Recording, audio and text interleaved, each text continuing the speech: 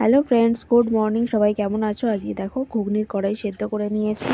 আর এটা হচ্ছে লঙ্কা হলুদের জল গুলে রেখেছি। আর হচ্ছে জিরে, তেজপাতা, শুকনো শুকনো না, এটা কাঁচা লঙ্কা দিয়েছি। ঠিক আছে, চলো তেল গরম করে নিয়ে ফার্স্টে চিনি দিয়ে যখন চিনিটা মিক্স হয়ে যাবে তেলের সাথে, তারপরে এগুলো সব দিয়ে ভালো করে কষিয়ে নিয়ে ভালো করে কষাতে হবে।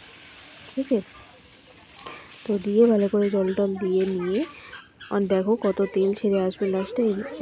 তেল ছেড়ে আসার সময় তারপর দিয়েছি জিরে গুঁড়ো দেওয়ার পর ভালো করে আবারও কষিয়ে নিয়েছি। কষিয়ে নেওয়ার পর যে কড়াইটা সেদ্ধ করা ছিল সেটাকে ভালো করে দিয়ে দিলাম, দিয়ে ওটাকেও ভালো করে কষালাম। আর তোমরা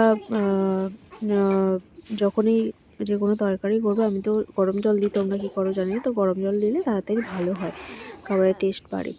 তো দেখো ফুটে এসেছে অনেকক্ষণ।